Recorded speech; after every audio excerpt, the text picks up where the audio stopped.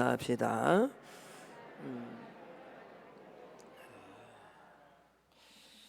저와 여러분 인생을 살아가면서 환난과 문제를 만나지 않을 때가 없었을 겁니다. 늘 환난과 문제는 우리 앞에 닥쳐옵니다. 인생의 환난과 문제, 즉 난제가 없는 인생은 사실은 한 사람도 없습니다. 살아있다라는 것은 문제가 있다라는 것과 동일한 의미일 겁니다. 또 그럼에도 불구하고 환난과 문제, 즉 난제를 좋아하는 인생도 한 사람도 없을 겁니다. 왜냐하면 환난과 문제는 고통과 상처를 사람들에게 안겨주기 때문에 그렇습니다. 이 난제는 우리의 삶을 좀 불편하게 만듭니다. 우리가 생각하게 만들고 우리가 살아가는 삶의 걸음을 속도를 늦추게 만드는 것이 난제입니다. 난제는 갈등을 유발하고 위기에 직면하게 만듭니다. 이 난제가 올 때 우리는 때로는 벼랑 끝에 선 느낌을 갖게 되는 거죠. 그래서 난제를 만난 많은 사람들이 좌절하고 또 낙심하기도 하는 것입니다. 그러나 이런 난제가 때로는 기적의 씨앗으로 사용되기도 한다라는 거죠. 어떤 사람들에게는 이런 난제가 기적을 창조하는 재료가 될 수 있다라는 겁니다. 난제를 기적의 씨앗으로, 기적의 재료로 사용하는 사람들은 한결같이 이 난제를 하나님의 안목으로, 다시 말하면 영적 통찰력을 가지고 이 난제를 맞이한다라는 겁니다. 그들은 하나님의 섭리의 안목으로 이 난제를 바라본다라는 겁니다.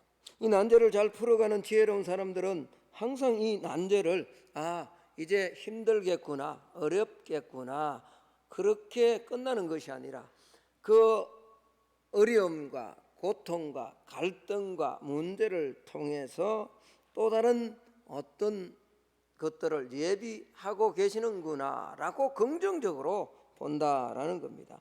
자신 앞에 닥쳐온 난제를 믿음으로 직면한다라는 거죠. 직면한 문제에 창조적으로 반응합니다. 심지어 정말 이 난제들을 창조의 재료로 사용하는 사람들은 난제가 찾아올 적마다 속으로 기뻐한다라는 겁니다. 이를 통해서 또 다른 어떤 하나님의 계획을 준비하고 계시는구나, 기쁨으로 맞이한다라는 거죠.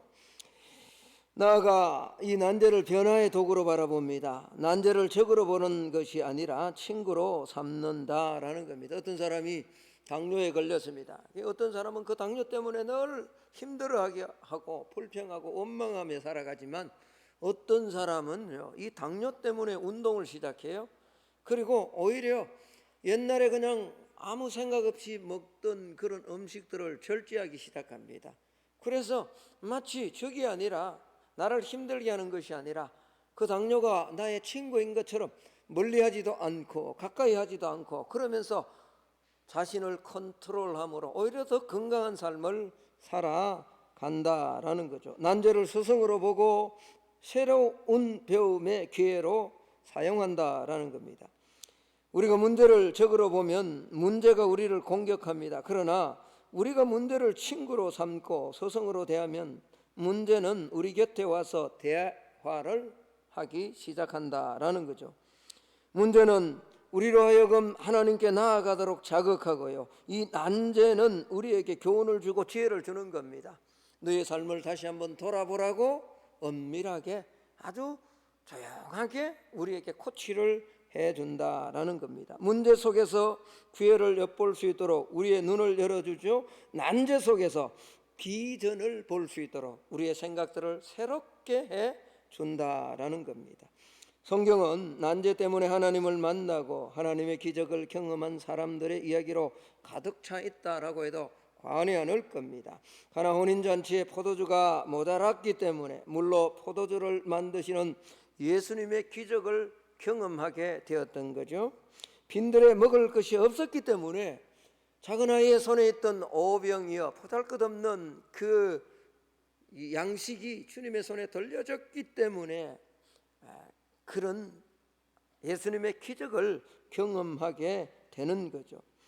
인생의 난제를 무조건 없애달라고 기도하기보다는 오히려 이 난제 때문에 더욱더 새로운 삶을 살아갈 수 있도록 하나님 나에게 지혜를 주시고 이 영의 눈을 열어달라고 기도하는 것이 성숙한 성도의 기도다라는 겁니다.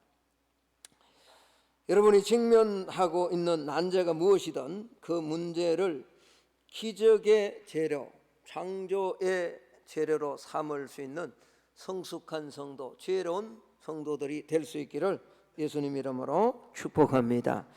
예수님의 손에 여러분의 난제를 올려놓아야만 됩니다. 그때 예수님은 여러분의 난제를 재료로 삼아 내 삶의 기적을 맛보도록 하나님 인도해 주시는 겁니다. 예수님은 저와 여러분에게 난제를 풀 수 있는 지혜도 주실 것입니다. 난제를 두려워하지 말고 기적의 재료로 삼는 믿음의 사람, 지혜의 사람이 되시기를 다시 한번 주님의 이름으로 축복합니다.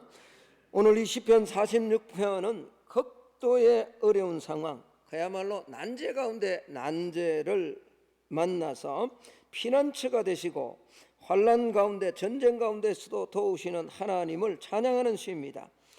오늘 이 시편 46편은 두려움으로 깊은 나락에 떨어졌다가 회복한 유다의 10번째 왕이죠. 이 히스기야 왕을 배경으로 서여진 시입니다. 열왕기하 18장, 19장을 배경으로 하고 있는데 히스기야 왕 때 아수르 산헤립이 18만 5천 명의 군사를 이끌고 유다를 공격합니다.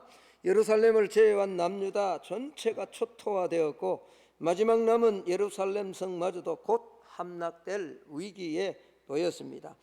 예루살렘을 포위한 산헤립은 여호와의 이름을 모독하면서 히스기야에게 서신을 보내 속히 항복할 것을 종용합니다. 그 서신을 받았던 이 히스기야가 하나님 앞에 이 편지를 펼쳐놓고 간절하게 기도합니다.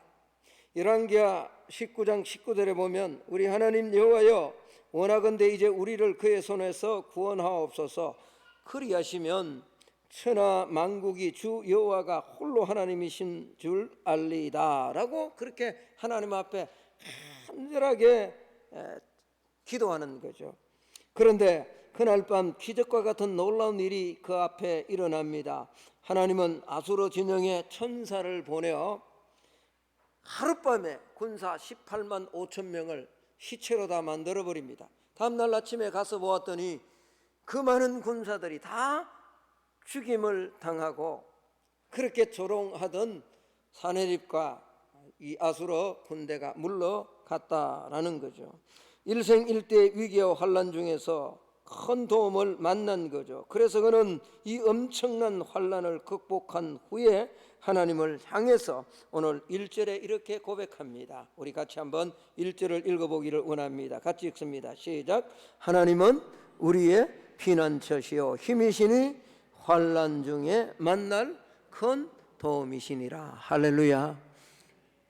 어찌할 수 없는 상황, 절체절명의 위기 가운데 하나님 앞에 기도했더니 하나님께서 일하셔서 하나님이 도움이 되셨다라는 이 고백이죠. 이건 그냥 말로 하는 고백이 아니라 체험한 고백인 거죠.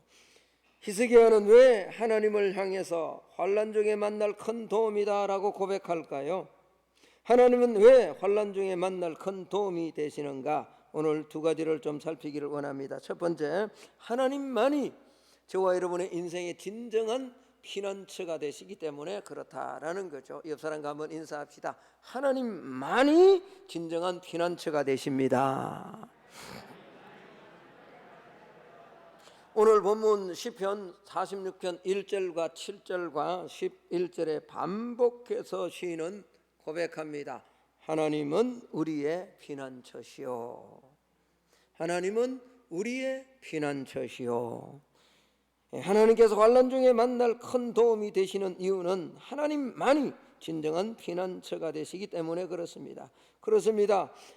아수르 산헤립이 18만 5천 명이라는 아주 큰 대군을 거느리고 예루살렘을 공격했습니다. 나라가 풍전등화 같이 위기 앞에 놓였습니다. 환난을 만난 것이죠. 위기를 만난 겁니다. 역경을 만난 것입니다. 이 당시의 위기와 환난을 오늘 시인은 이렇게 표현을 하고 있습니다. 2절 3절을 한번 볼까요? 이렇게 표현을 합니다. 그러므로 땅이 변하든지 산이 흔들려 바다 가운데 빠지든지 바닷물이 솟아나고 뛰놀든지 그것이 넘침으로 산이 흔들릴지라도 라고 표현을 합니다. 이건 시적인 표현이에요. 전쟁이 터졌습니다. 막을 힘은 없습니다. 풍전등화 앞에 놓여져 있습니다. 그러니 땅이 흔들리는 거죠. 바닷물이 막 솟아나서 뛰노는 거죠. 그것이 넘침으로 산이 흔들리는 거죠. 산은 흔들리지 않습니다. 그런데 전쟁이 일어난 상황 속에 마치 자신들이 처한 상황이 이와 같은 거죠. 이걸 시적으로 지금 표현하고 있는 겁니다.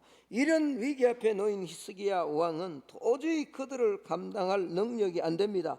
두려움에 떨었습니다. 환난 앞에서 히스기야는 당황했습니다. 담대하지 못했습니다. 그러면서 이 환난을 피할 피난처를 찾기 시작합니다. 여러분, 히스기야 왕이 그냥 곧바로 하나님을 찾았을까요?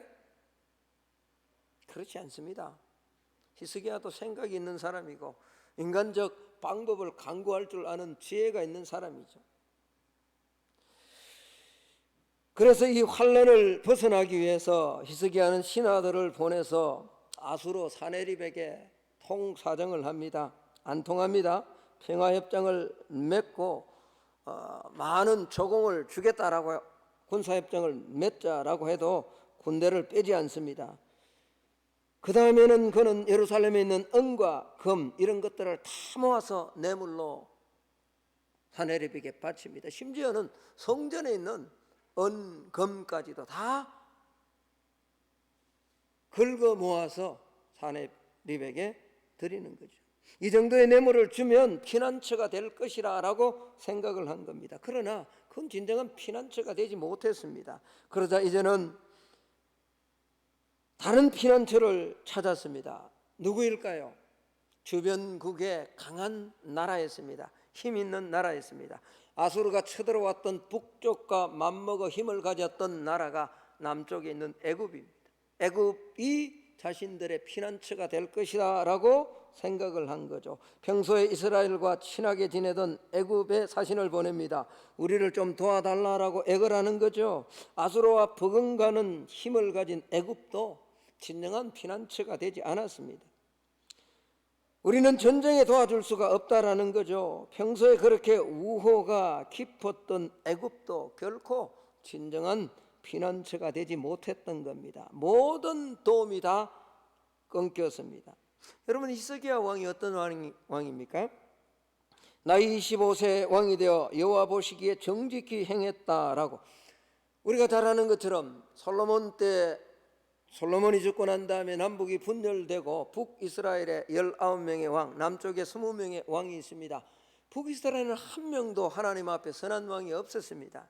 그러나 남쪽 8명의 왕, 20명 가운데 8명의 왕은 그래도 하나님 보시기에 선하다라는 평가를 받았던 왕들입니다. 그 가운데 요시야 다음으로 어떻게 보면 히스기야가 가장 하나님이 인정하시는 그런 선한 왕, 믿음이 좋은 왕이었습니다. 그는 모든 산당들, 우상 숭배하는 산당들을 다 제거했습니다. 그토록 악했던 아버지 아하스 왕의 관습을 과감하게 철폐해버립니다.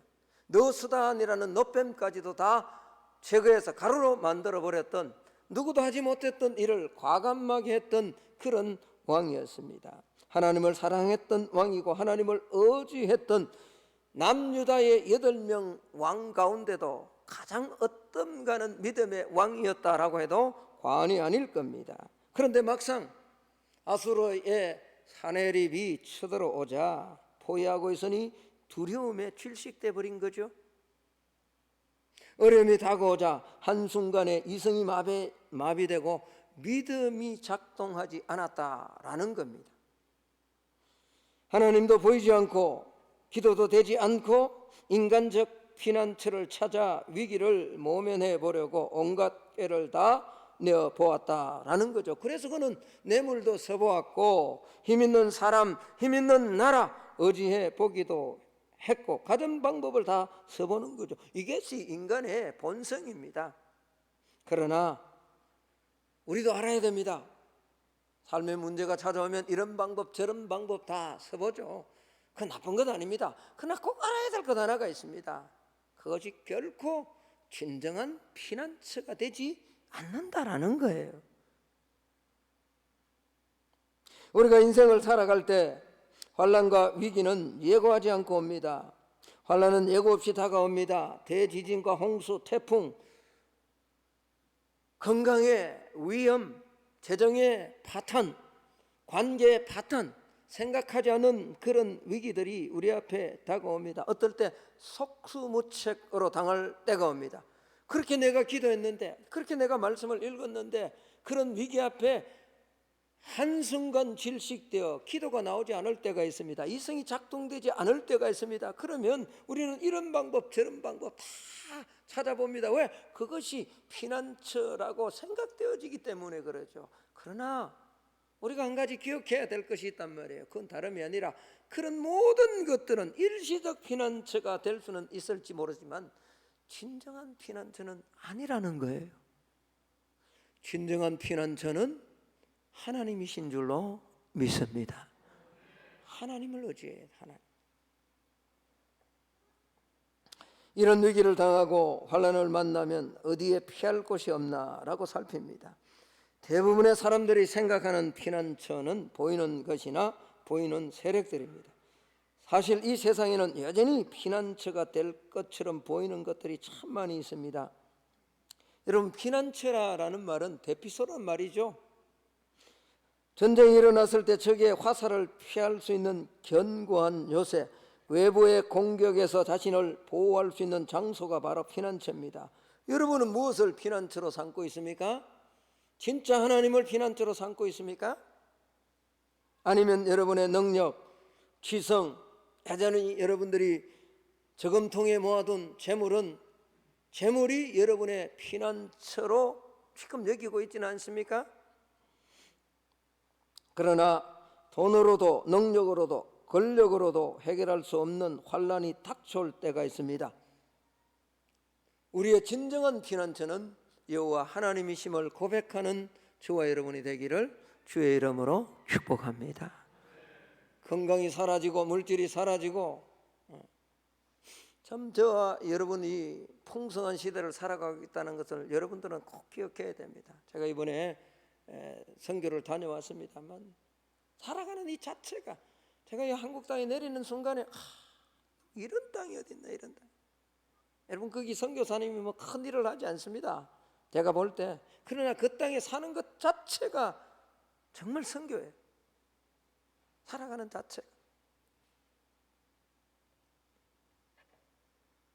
두 번째, 하나님은 왜 환난 중에 만날 큰 도움이 되시는가?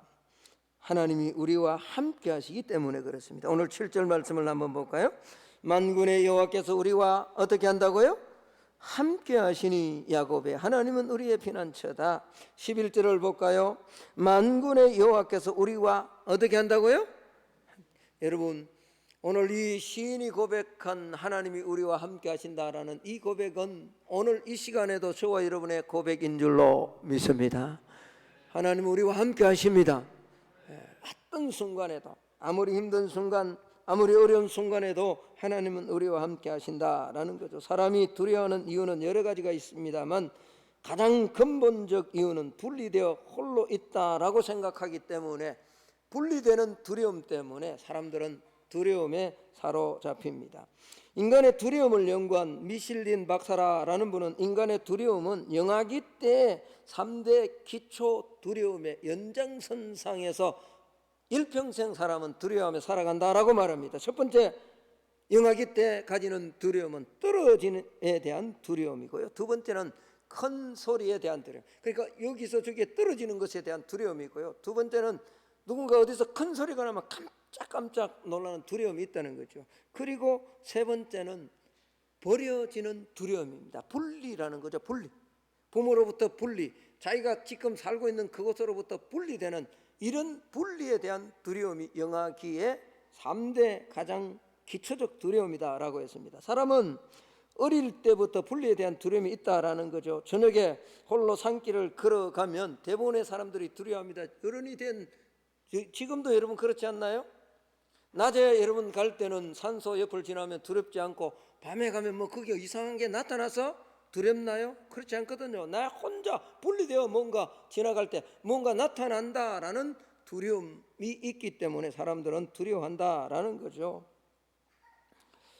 일찍 아이들을 홀로 잠자는 버릇을 들이지 않으면 초등학교가 되고 중학생이 되었음에도 불구하고 저녁에 잠들 때는 두려움을 가지고 잠을 잘 들지를 못한다라는 겁니다. 그런데 성경에 의하면 이 분리의 두려움의 근본은 바로 죄 때문이다라고 그렇게 말합니다. 성경에서 제일 처음 두려워한 사람은 아담입니다. 아담이 하나님 앞에 하나님의 말씀을 순종하지 아니하고 죄를 짓고 숨었습니다. 하나님이 찾습니다. 그때 아담아 아담아 네가 어디 있느냐라고 할 때 창세기 3장 10절에 보면 아담은 이렇게 대답을 합니다. 내가 벗어섬으로 두려워하여 숨었나이다 라고 고백을 합니다. 하나님으로부터 떨어진 두려움이죠. 요나도 죄를 짓고 도망가 두려웠고요, 베드로도 죄 짓고 도망하여 두려워했습니다. 분리의 공포입니다. 떨어지는 두려움, 버려지는 두려움이죠. 그러나 저와 여러분 기억해야 됩니다. 왜 하나님은 환난 가운데 우리의 큰 도움이 되시는가? 어떤 상황 가운데도 하나님은 저와 여러분을 떠나지 않고 우리와 함께 하시기 때문에 환난 가운데 만날 큰 도움이 되시는 줄로 믿습니다. 신약 시대에 성령으로 임하신 하나님은 저와 여러분을 떠나지 않습니다. 우리가 그렇게 생각하기 때문이죠. 하나님 나 떠나셨나? 하나님 나 돕지 않았냐? 우리가 그렇게 생각할 뿐이죠. 성령으로 임하신 하나님은 결코 저와 여러분을 떠나지 않는다라는 겁니다. 사람은 역경을 당하고 위기를 당하면 떠나버립니다. 친구도 나를 버리고 자식도 버리고 부모도 버리고 심지어는 아내도 버리죠. 남편도 다 버립니다. 그게 인간입니다. 욥이 위기를 당하니까 욥의 아내가 뭐라고 이야기합니까? 하나님을 저주하고 대져버리라. 그리고 성경에 나타나지 않아요. 욥의 아내가 떠났는지 안 떠났는지 정확하게는 알 수 없지만 성경 기록상 정황상 보면 욥의 아내는 욥을 떠난 거예요. 분명히 떠난 거예요. 그게 인간입니다. 다윗이 왕으로 있을 때 사무엘하 1장에서 11장까지 성성장구할 때는 사람들이 다 몰려들고 다윗과 함께 하려고 했습니다. 그렇게 많았던 사람들도 다윗이 범죄하고 고통을 당할 때 뭐죠? 떠나가잖아요. 시므이 같은 사람은 다윗이 그렇게 압살롬에게 반역을 당하고 도망갈 때 나와서 막 비로한 자여 비로한 자여 그렇게 저주하잖아요. 인간은 다 그런 존재예요. 떠나는 거예요. 좋을 때는 해하지만은 조금만 어려움이 있고 자기에게 이익이 되지 않으면 다 떠나는 존재가 인간이란 말이에요. 그러나 하나님은 결코 저와 여러분을 떠나지 않습니다. 그래서 우리가 붙들어야 될 분은, 의지해야 될 분은, 피난처로 삼으실 분은 하나님 한 분밖에 없는 거예요. 사랑하지 말라는 말이 아닙니다. 사람을 미워하라는 말이 아닙니다. 사람은 끝까지 사랑의 대상이죠. 그러나 의지의 대상, 피난처 되시는 분, 환난 중에 만날 큰 도움은 오직 하나님 한 분밖에 없다라는 겁니다. 바울이 노년에 감옥에 갇혀 어려움을 당하자 바울의 주변에 있는 대부분의 사람은 대만은 세상을 사랑해서 떠나갔고요, 누구는 이것 때문에 떠나갔고요,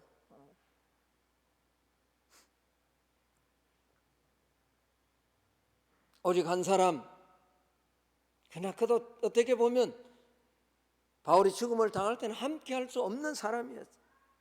그러나 바울이 죽음의 순간, 순교의 순간까지도 함께 하신 분은 하나님 한 분이세요.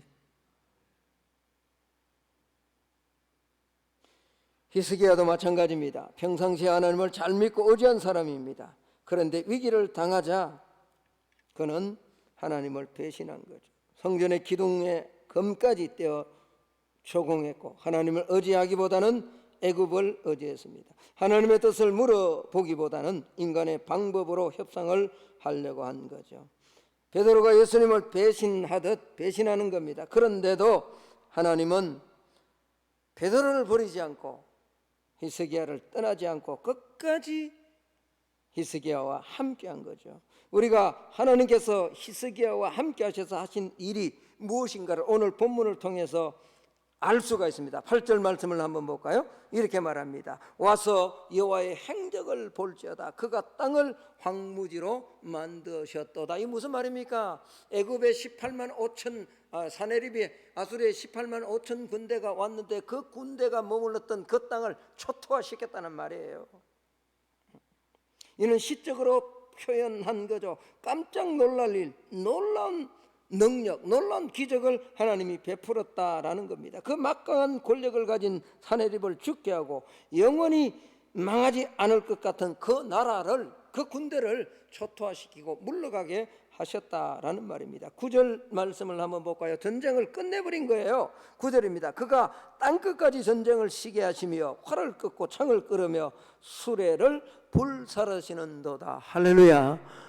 여러분, 우리가 이런 배경을 모르면 이게 뭐 전쟁에서 그냥 그렇게 했다라고 하지만, 만약 저와 여러분이 이런 사네립의 위기 앞에 처했는데 하나님이 하룻밤 사이에 도저히 이길 무기나 능력이나 환경이나 여건이 되지 않는데 하나님이 그런 기적을 보여주셨다면 이 고백이 얼마나 절절한 고백인가를 우리는 알 수밖에 없는 거죠. 하나님이 전쟁을 시게 하셨다라는 겁니다. 10절을 한번 볼까요? 이르시기를 너희는 가만히 있어 내가 하나님 됨을 알지어다. 내가 문나라 중에서 높임을 받으리라. 내가 세계 중에서 높임을 받으리라 하시는도다. 왜? 하나님이 함께 하셔서 이렇게 해 주셨다는 거죠. 할렐루야. 하나님이 환난 중에 만날 큰 도움이 되시는 것은 하나님이 진정한 피난처이시자 하나님이 저와 여러분과 함께 하시기 때문인 줄로 믿습니다. 하나님은 다윗과도 함께 하셨고 모세와도 함께 하셨고 오늘 예배드리는 저와 여러분과도 함께 하시는 줄로 믿습니다. 말씀의 결론을 맺을까 합니다. 우리는 살아가면서 예기치 못한 환난을 만날 수 있을 겁니다. 이번에 선교 가면서도 그랬습니다. 선교 갈 때부터 어려움을 겪었습니다. 선교사님 사역을 다 준비했는데 BBC 다른 어떤 선교사님이 BBC와 인터뷰를 하면서 그 선교사님들의 위치, 집을 다 하나하나 다 알려줘 버린 거예요. 우리는 가려고 다 예약돼가 있고 그 카트만두와 주변의 일대 목회자들을 40명이나 초청을 하면서 엄청난 재정, 그 나라 돈으로 2천만 원이 넘는 돈으로 재정을 지금 하면서 우리나라 돈으로 치자면 2천만 원이 넘는 돈은 재정을 준비를 하면서 그렇게 지금 준비를 하고 여기 목사 3분이 갑니다. 비행기 티켓만 해도 200만 원이 넘는, 한 사람이 200만 원이 넘는 그 돈을 가지고 갔는데 그렇게 준비했는데 그게 무산된 위기에 놓인 거예요. 선교사님은 도망갈 수밖에 없는 거예요. 이 계획을 포기할까 어떻게 할까 하다가 장소를 다 옮깁니다. 얼마나 어려웠겠어요. 우리가 가니까 선교사님 피난가 계셨대요. 어려웠어요. 그런데 설상가상 선교사님이 이 비자를 연장을 해야 되는데 이 문제 때문에 선교사들이 활동하는 이 문제 때문에 비자가 연장이 안 되는 거예요. 다른 나라로 도망가야 되는 상황이에요. 우리는 와서 지금 강해를 하고 있어요. 한 40명 가까이 와서 숨어서 강해를 합니다. 선교를 하는데 선교사님이 다른 곳으로 가야 돼요. 이런 어려운 가운데 기도할 수밖에 없는 거죠. 참 놀라운 사실은 다 일일이 전할 수는 없지만 그 가운데 함께 기도했을 때 하나님은 하나님의 방법으로 선교사님의 비자를 연장시켜 주시고 우리는 비록 짧은 일주일간의 사역이지만 잘 마치고 돌아올 수 있었습니다. 하나님은 환난 중에 만날 큰 도움이 되십니다. 다른 건 절대로 우리 인생의 진정한 피난처가 아닙니다. 어떤 어려운 상황 가운데도 하나님은 저와 여러분과 함께 하십니다. 이번 한 주간 삶을 살아가며 건강의 문제, 관리의 문제, 여러분의 누구에게도 말할 수 없는 그런 문제, 피난처를 세상에서 찾지 마시고 진정한 피난처가 하나님이심을 알고 하나님이 우리와 함께 하심을 고백하며 이번 한 주간도 하나님이 환난 중에 만날 큰 도움 되심을 여러분 모두가 경험하는 복된 한 주간이 되시기를 예수님 이름으로 축복합니다. 하나님 감사합니다.